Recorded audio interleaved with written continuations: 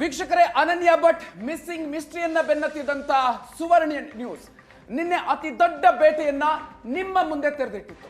ಆಗ ಹಲವು ಸತ್ಯಗಳು ಜಗತ್ತಿನ ಮುಂದೆ ಬಯಲಾದವು. ಸುಜಾತಾ ಭಟ್ ಹಿನ್ನೆಲೆ ಹುಡುಕಾಟದ ಸಂದರ್ಭದಲ್ಲಿ ಸೀಕ್ರೆಟ್ಸ್ ಹೊರಬಂದಿತ್ತು.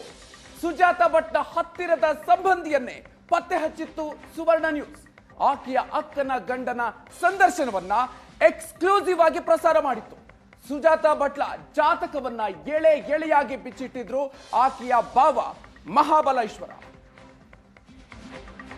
1988ರಿಂದ ಪರಿಚಯ ಸರ್. ಅಂದ್ರೆ ನಿಮ್ಮ ಮದುವೆ ಆದಾಗ ಪರಿಚಯ ಆಗಿದೆ 1998ರಲ್ಲಿ 88ರಲ್ಲಿ ನಿಮ್ಮ ಮದುವೆ ಆಗುತ್ತೆ, ಅವಾಗ ಪರಿಚಯ. ಸೊ ನೀವು ಮದುವೆ ಆಗುವ ಹೊತ್ತಿಗೆ ಸುಜಾತಾ ಭಟ್ ಅವರಿಗೆ ಮದುವೆ ಆಗಿತ್ತಾ? ಮದುವೆ ಆಗಲಿಲ್ಲ. ಆಮೇಲೆ ಉಡುಪಿ ಸಿಟಿ ಬಸ್ ಸ್ಟ್ಯಾಂಡಲ್ಲಿ ಎಲ್ಲ ಅನೈತಿಕ ಮಾಡೋದು ನೋಡಿಬಿಟ್ಟು ಅವಳನ್ನ ನಿಟ್ಟೂರು ರಿಮ್ಯಾಂಡ್ ಹೋಮಿಗೆ ಹಾಕಿದ್ರು. ಅಲ್ಲಿ ಒಂದು ವಾರನೋ 15 ದಿನ ಇದ್ಬಿಟ್ಟು ಸೀರೆ ಕಟ್ಟಿ ಎಸ್ಕೇಪ್ ಆದ್ಲು. ಆಮೇಲೆ ಎಲ್ಲಿ ಹೋದ್ಲಂತೂ ಗೊತ್ತಿಲ್ಲ. ಆಮೇಲೆ ಒಂದು 3 ವರ್ಷ ಬಿಟ್ಟು ಬೆಂಗಳೂರಿಗೆ ಬಂದಳು. ಬೆಂಗಳೂರಿಗೆ ಬಂದಾಗ ನಾನು ಹೇಳಿದೆ, ಅದೆಲ್ಲ ಆಯ್ತಲ್ಲ, ನಮ್ಮ ಮಿಸ್ಸಸ್ ಹೇಳಿದ್ರು ಏನಾದ್ರು ಕೆಲಸ ಕೊಡಿಸಿ ಅಂದು. ಶೇಖರ್ ಹಾಸ್ಪಿಟ್ಲ್ ಅಂತ ನಮ್ಮವ್ರದ್ದಿದೆ ಜಯನಗರದಲ್ಲಿ. ಅಲ್ಲಿ ಒಂದು ವಾರ ಮಾಡಿ ಅಲ್ಲಿನೂ ಓಡೋದ್ಲು. ಆ ಕುಟುಂಬದ ಬಗ್ಗೆ ಹೇಳೋದಾದ್ರೆ, ಕುಟುಂಬ ಪರಿಕಾರ ಮನೆ ಅಂತ ಪರ್ಕಳದ ಹತ್ರ ಅವ್ರದ್ದು ಮನೆ. ಅವರಿಗೆ 3 ಹೆಣ್ಣು 2 ಗಂಡು. ಇವಳು ಕೊನೆಯವಳು, ಸುಜಾತ ಅನ್ನೋಳು ಕೊನೆಯವಳು.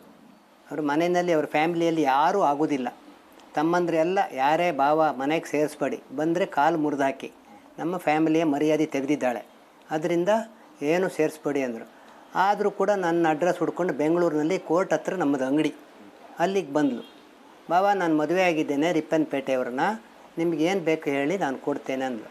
ಬೇಡ ಅಂತೇಳಿ ಪುನಃ 3 ಇಯರ್ಸ್ ಆದ ಮೇಲೆ ನಮ್ಮ ಮನೆಗೆ ಪುನಃ ಬೆಂಗಳೂರಿಗೆ ಬಂದಳು. ಬೆಂಗಳೂರಿಗೆ ಬಂದು ನಾನು ಜಡ್ಜ್ ಮನೇಲಿ ಕೆಲಸಕ್ಕಿದ್ದೇನೆ, ನಿಮಗೆ ಏನು ಬೇಕು ಅಂತ ಚೆಕ್ಕು ಕೊಡೋಕೆ ಬಂದು.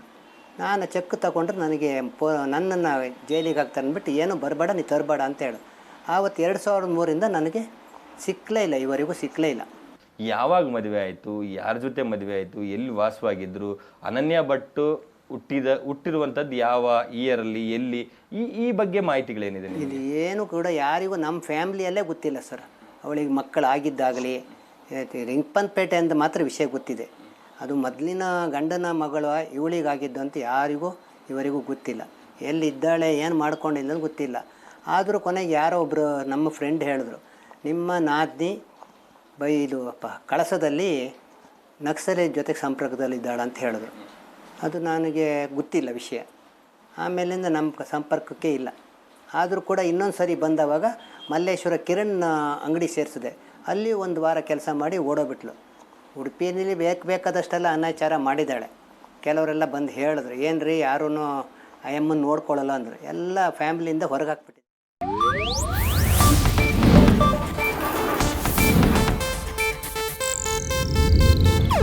ಇದು ಏಷ್ಯಾನೆಟ್ ನ್ಯೂಸ್ ನೆಟ್ವರ್ಕ್ ಪ್ರಸ್ತುತಿ.